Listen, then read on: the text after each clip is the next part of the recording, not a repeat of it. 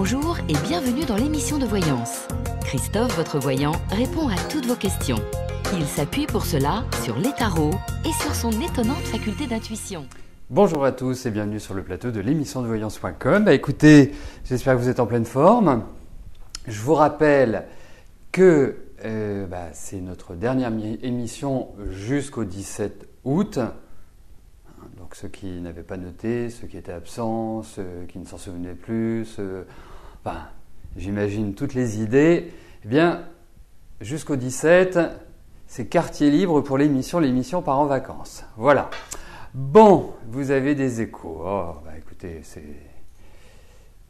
non, il n'y a pas de raison que vous ayez des échos, ça vient pas de chez nous. Bon, allez, on y va. Je vais tout de suite commencer par la question de Laetitia. Laetitia, bonjour. Vous avez mis en vente des petits biens que vous avez pour mettre un peu de beurre dans les épinards. Ce n'est pas grand-chose, mais ça vous aidera un peu. Allez-vous réussir à les vendre ? Bon, on va regarder sur le plan immobilier parce qu'en fait, si vous avez plusieurs biens à vendre, il faudrait poser la question pour chacun de vos biens. C'est le principe. Jamais globaliser parce que si vous en avez 2, si vous en avez 3, si vous en avez 4, il peut y avoir un bien qui se vend tout de suite, d'autres qui se vendent un peu plus tard. Voilà, il n'y a pas de règle. Donc on va regarder par rapport à vos biens immobiliers si vous allez avoir des ventes ou une vente rapide.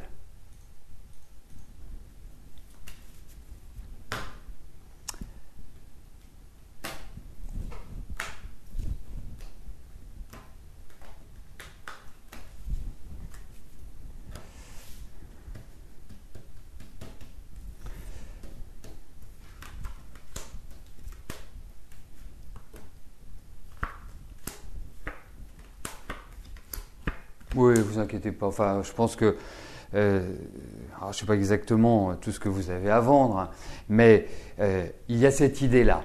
Alors en fait, vous risquez d'en vendre un assez rapidement, et les autres, quelque part, vous allez dire ça a été plus vite que je ne le pensais. Et derrière, ça va enclencher. Il va y avoir une période de latence, mais je pense que non, il n'y a pas de souci. Vous allez les vendre. Voilà, ça va vous permettre de mettre du beurre dans les épinards. Non, ça va se faire. Oui.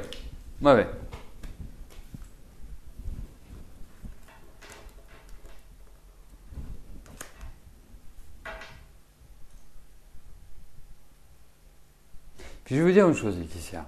Je pense que vous rentrez dans des phases qui sont quand même bien meilleures que ce que vous avez pu vivre jusqu'alors. Ça va vous permettre de remettre un peu de l'ordre dans votre vie. Chantal, bonjour. Vous avez décidé de tout lâcher, quitter et partir vous installer dans le sud de la France. Vous ne supportez plus Paris ni les Parisiens. Est-ce que je vous vois concrétiser ce projet ?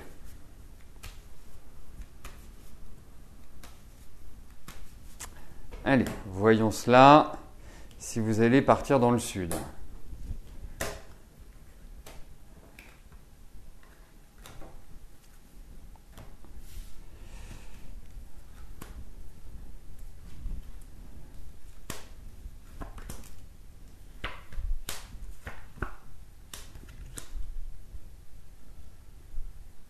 Alors, je ne sais pas dans quel délai vous imaginez partir, mais pour l'instant, ça ne me paraît pas forcément un projet facile à mettre en place. Parce que aujourd'hui, il y a des situations de la vie qui vous attachent là où vous êtes. Et quelque part, il faut vous en libérer. Donc, ça va prendre un petit peu de retard avant que toutes les choses ne s'installent. Moi, je trouve que l'énergie, ce n'est pas une installation facile et il y a aussi des questions financières qui rentrent en ligne de compte dans ce jeu. Alors, peut-être que c'est après un événement qui ne vous concerne pas directement, c'est-à-dire on vous dit pas on vous propose une mutation ou voilà on fait ceci ou voilà on fait cela. Peut-être que c'est suite à un événement familial qui va faire que vous puissiez descendre dans le Midi. C'est un exemple au niveau familial.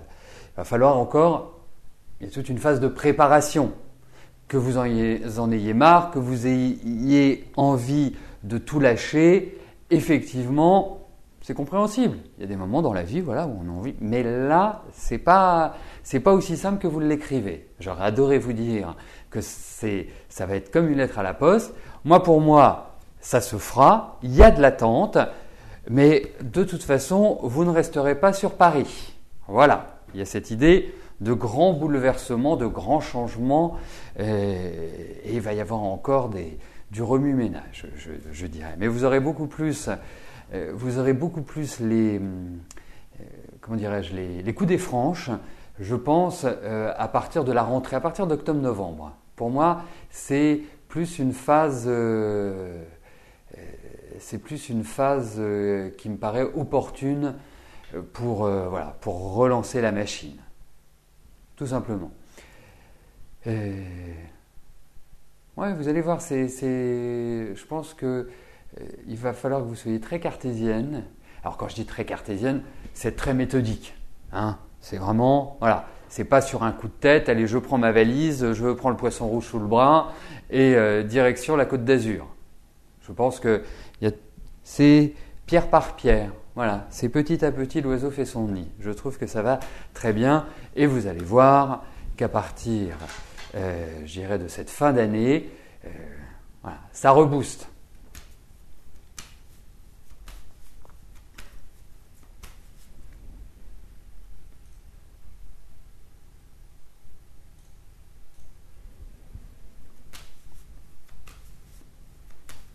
Christelle, bonjour.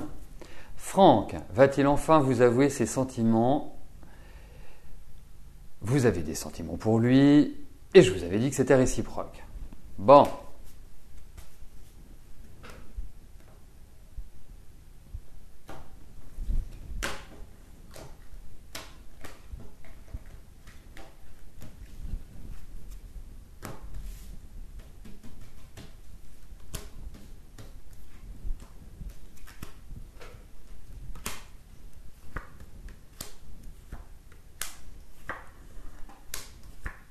Effectivement, il y a l'idée de sentiment, mais enfin, on a l'impression d'avoir deux statues qui se regardent, si vous voyez l'image. Deux statues ne peuvent jamais se rencontrer. Donc, lui, il est... c'est rigolo parce que quand même, à 47 ans, on imagine qu'on a un petit peu d'expérience, quand même. Voilà, que l'on a cette capacité à surmonter son émotivité. Mais pas lui. C'est un solitaire dans l'âme. Hein. C'est vraiment quelqu'un. Pourtant, il est charmant. C'est quelqu'un d'agréable. C'est quelqu'un d'assez singulier. Il est d'une mollesse terrible. Je ne peux pas vous dire qu'il livre ses sentiments comme ça. Youpi, tralala. Hein. Non, pas simple garçon. Mais je vois des sentiments. Alors, je ne sais pas. C'est pas, et là je parle en tant que garçon, ce n'est pas toujours au garçon de faire le premier pas. Voilà, faites comme le petit Pousset, hein, semez des pierres qui sont des messages pour lui signifier que quand il veut, vous êtes d'accord. Voilà, voyez.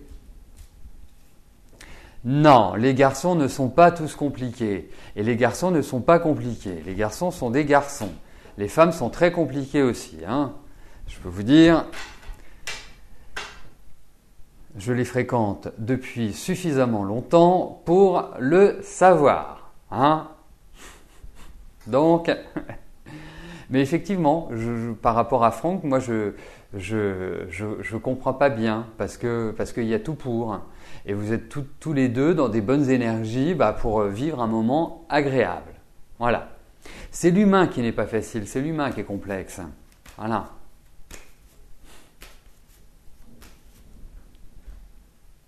Donc Christelle, je croise les doigts, mais je trouve que la période est excellente. Donc faites quelque chose. Je vais quand même pas l'appeler pour lui dire Franck, ouvrez les yeux, Christelle a le béguin pour vous. Bah oui, c'est ça, c'est l'humain qui est compliqué.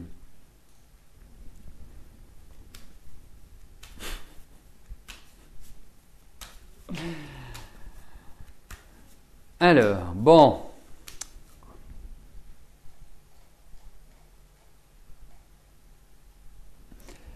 Noélia, bonjour. Vous avez envoyé des livres d'histoire pour enfants à une directrice d'une maison d'édition qui vous a assuré qu'elle les avait transmis au ministère de la Culture et qu'elle attend leur accord et leur aide pour publier ces livres.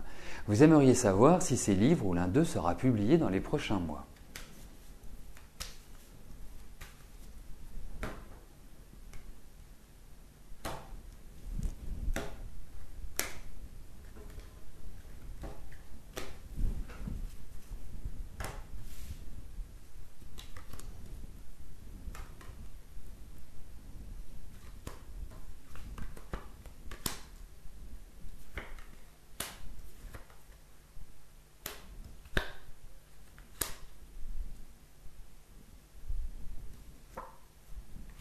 Ça va venir.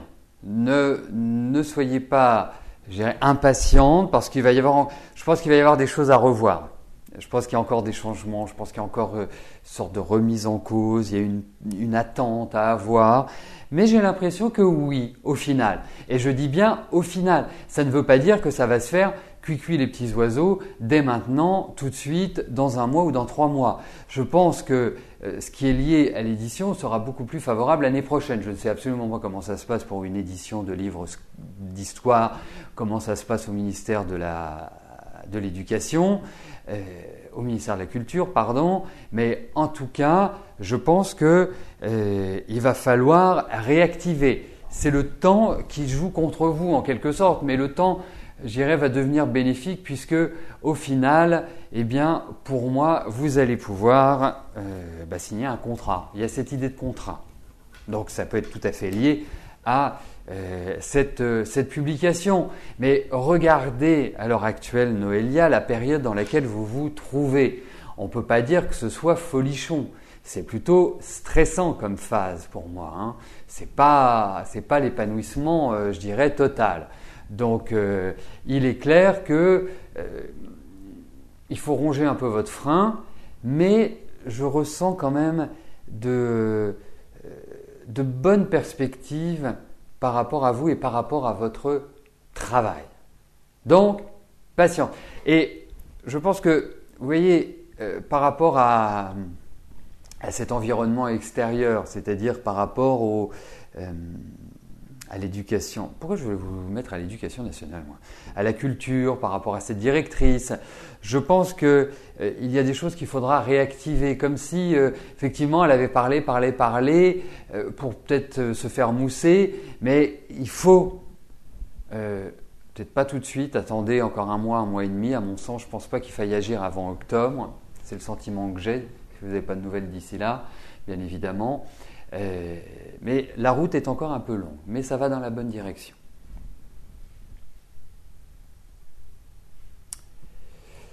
Alors,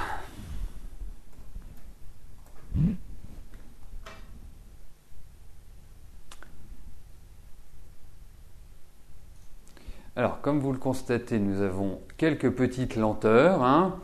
Donc, on va attendre que ces lenteurs disparaissent pour poursuivre l'émission et que je puisse répondre à vos questions.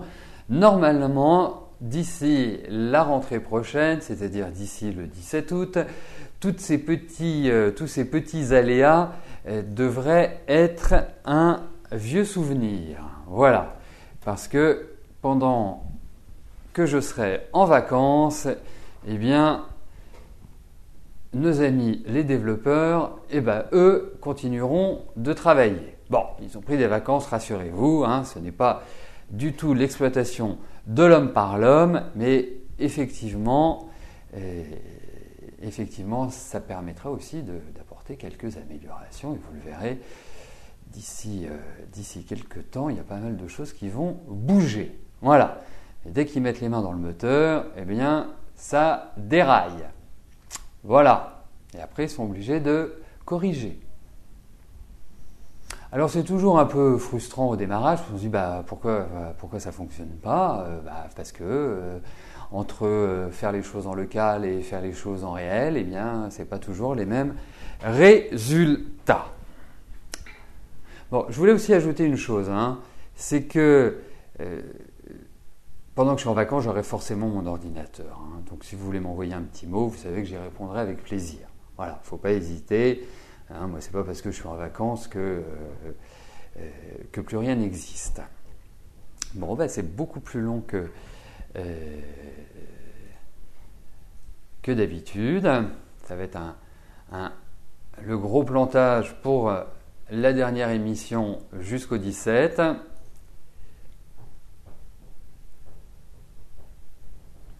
Alors, ben, je vais en profiter puisque je ne vous ai pas parlé de... Je me souviens plus à quelle date c'était, parce que on a toujours plein de choses en tête. Donc, nous sommes toujours en 2015.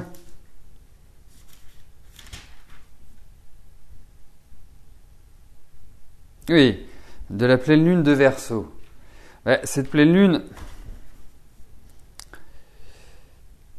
sur l'axe Lion-Verseau. Hein. C'est une pleine lune qui était quand même assez tonique, hein, qui était quand même assez forte et notamment un petit peu plus délicate pour nos amis Scorpions, Taureaux et puis c'est déjà pas mal, hein, en sachant que pour les Verseaux et les Lions du premier décan, c'était pas non plus extrêmement folichon.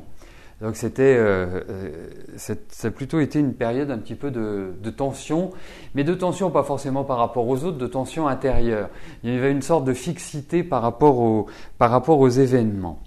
Et l'autre point qui est important aussi, hein, qui a commencé, je ne sais pas si je vous en ai parlé, je me souviens plus, qui a commencé le lundi 27 juillet, c'est que Vénus est devenue rétrograde. Hein. Vous entendez souvent parler de Mercure rétrograde, mais Vénus rétrograde, je vous en parle pas tellement parce que c'est pas une planète qui est rétrograde au même titre que Mercure. Alors effectivement, Vénus rétrograde, elle a commencé sa rétrogradation en Vierge. Je rappelle que Vénus est la planète de l'amour, c'est aussi la planète des valeurs. Ça, on le sait moins, puisque c'est un point que l'on aborde en astrologie karmique et qui représente le taureau. Et le taureau en astrologie tibétaine représente, voilà, ça revient, tout revient, voilà. Je vais quand même finir sur Vénus, hein. Non, c'est bien, on a tout le chat qui arrive d'un seul coup, c'est magnifique. En plusieurs exemplaires. Bonjour Janinette, bienvenue. Alors, comme vous le savez, nous avons quelques lenteurs, donc c'est pour ça que je me suis permis de vous parler d'astrologie en patientant, en attendant. Hein, la patience est avantageuse. Donc Vénus, qui est la planète de l'amour, effectivement, j'en étais à l'astrologie tibétaine, c'est ce qu'on appelle les samskaras. Les samskaras, ce sont les dons avec lesquels on arrive sur cette terre. Il ne faut pas oublier que l'astrologie tibétaine croit en la réincarnation. Enfin, les Tibétains croient à la réincarnation. Et de facto, avec l'astrologie, effectivement, nous avons cette notion-là qui ressort. Donc, Vénus rétrograde, elle va rétrograder, elle a commencé en Vierge. Et donc, la rétrogradation, c'est qu'en fait, elle fait le circuit inverse d'une planète directe. C'est-à-dire qu'en astrologie, on part du Bélier pour arriver au Poisson. Donc, on a le Lion, la Vierge. Et en fait, la rétrogradation de Vénus qui commence en Vierge va entraîner le retour de Vénus en Lion. Donc, comme cette planète est devenue rétrograde le 27, ça peut avoir un impact sur toute notre vie affective. Notamment les Sagittaires, jusqu'au 1er août, ça peut faire un fonctionnement aussi de révélateur par rapport à nos amours, par rapport à ce que l'on pense de l'autre, à ce que l'autre nous renvoie également. C'est comme une prise de conscience, en quelque sorte. Alors, bien évidemment, la place de Vénus dans votre thème est très importante. Hein, si vous l'avez au début du Sagittaire, ça, il faut juste monter votre thème, ou au début des Gémeaux, ou au début des Poissons, c'est une phase qui est un petit peu difficile. C'est-à-dire que c'est comme si on vivait une sorte d'accouchement affectif, de prise de conscience. Après, effectivement, elle peut marquer, sur un plan plus général, elle peut marquer une certaine distanciation par rapport par rapport à l'être aimé, mais également par rapport à notre environnement affectif. Ça peut concerner la famille, ça peut concerner donc les parents, les enfants, les gens qui nous sont très proches. Et là, il peut y avoir une espèce d'incompréhension. Le troisième point, ça dure tout le mois d'août, hein, donc surtout ceux qui ont Vénus rétrograde à la naissance, c'est une phase moi que je n'aime pas trop en général parce que notre vie émotionnelle est souvent très perturbée. Voilà, donc on va essayer de rationaliser un maximum. Donc, et d'une manière générale, ça va révéler aussi nos modes de pensée, ça va nous faire réfléchir sur notre situation affective, ça va, quelque part, c'est comme si on ouvrait une porte ou une fenêtre et que l'on regardait la réalité en face. C'est d'une certaine manière l'effet miroir.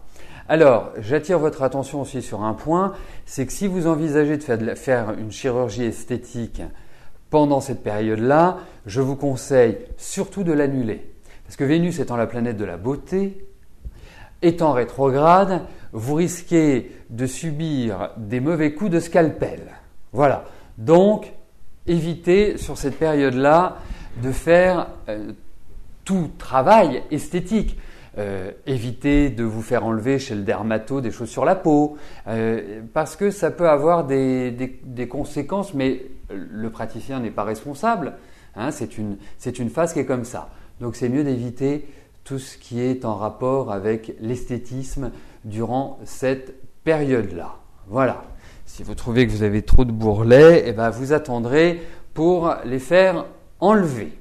Voilà. Allez, on va continuer puisque le système est redevenu tout à fait normal. Non mais ça va, une épilation, c'est pas non plus, on va se calmer. Hein. Vous pouvez aller chez le coiffeur aussi. Mais par exemple, chez le coiffeur, vous pouvez ne pas être satisfait pleinement de la coupe qu'il vous a ou qu'elle vous a faite. Allez, j'en viens à la question de Françoise. Vous pensez encore à Manuel, votre ex-voisin et ami, car depuis son déménagement en 2015 pour Barcelone, vous n'avez plus de nouvelles, il avait beaucoup de projets depuis sa retraite. Quel est mon ressenti à son sujet ?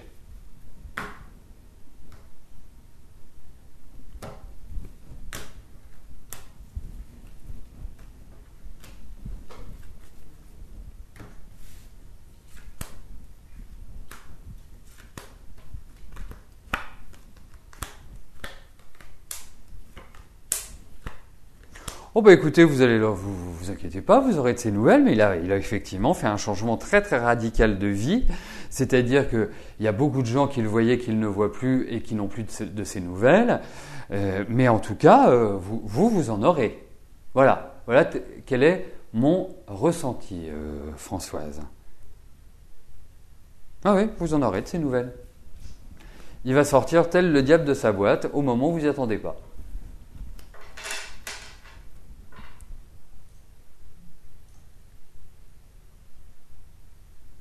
Gisèle, bonjour. Votre petit-fils Kevin a perdu 7 kilos en 1 mois et demi. Il est très fatigué. Il a déjà eu une prise de sang, mais doit faire d'autres examens. Vous souhaitez savoir ce que j'en pense. Effectivement.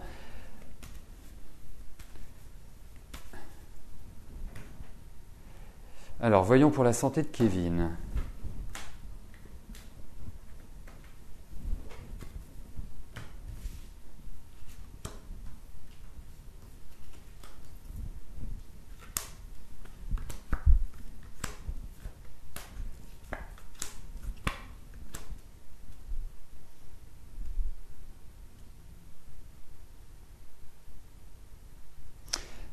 Il y a une bactérie.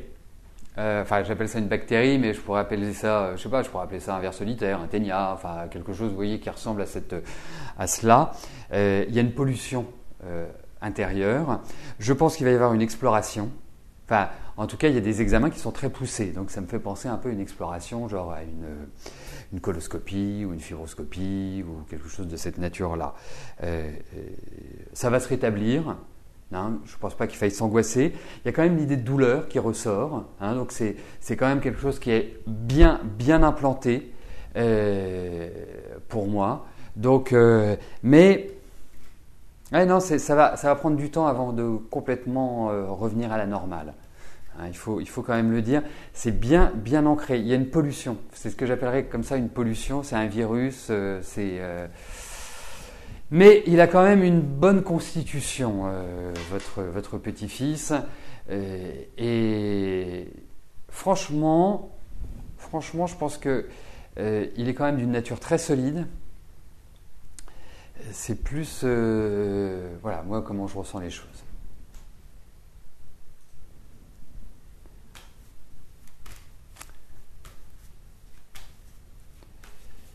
Rémi, bonjour. Vous avez un compte bancaire à la Deutsche Bank bloqué par vos fils. Est-ce que je vois un déblocage prochainement ?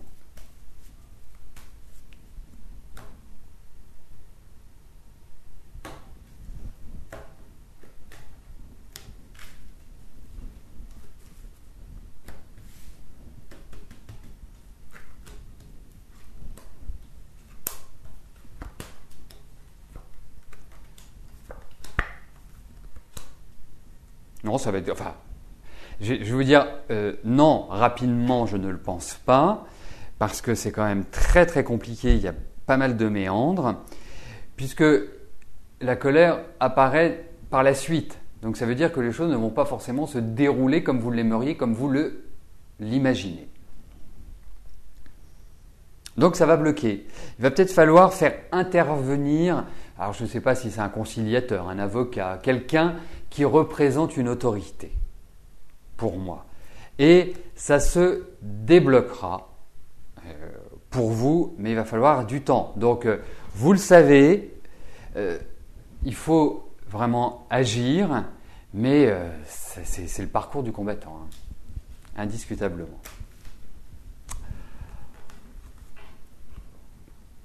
Bon, eh bien écoutez, nous arrivons au terme de notre émission. Je vous souhaite à tous, eh bien écoutez, une belle fin de semaine, une belle quinzaine à venir.